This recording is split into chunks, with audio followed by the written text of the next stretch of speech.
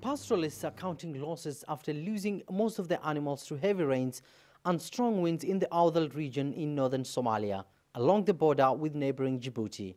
This has been the scene across the region after a tropical cyclone known as Saga landed in the Horn of Africa over the weekend, causing heavy rains and massive displacements in both Somalia and Djibouti.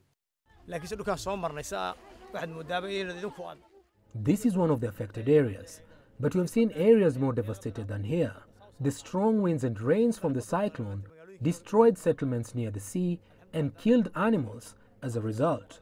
We are doing all we can to assist the vulnerable people.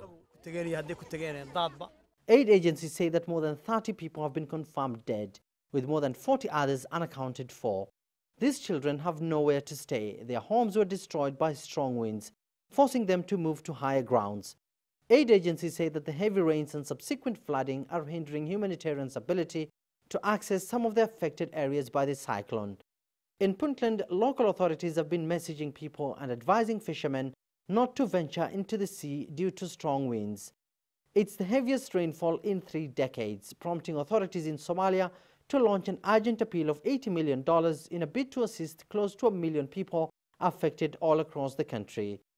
China has since donated $1.5 million to assist government to provide aid to flood victims.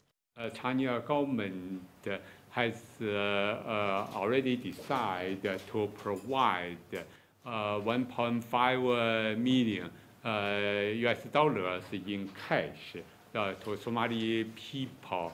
China is a country with responsibility, and so we learn from situation of flood in Somalia. The Chinese government decided to provide assistance at the first time. More than 10,000 families have reportedly been forced to move from their homes due to flooding. In the capital, Mogadishu, heavy downpour over the weekend claimed 6 lives.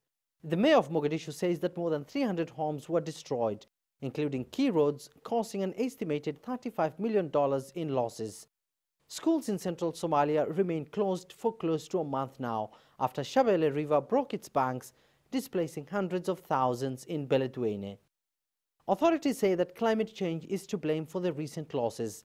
Exactly a year ago, these pastoralists lost their livestock to a devastating drought considered the worst in 6 decades. Their wish for now is an immediate end to the rainy season, something that just barely a few weeks ago they were longing for. Abdulaziz, Billow, CGTN, Mogadishu, Somalia.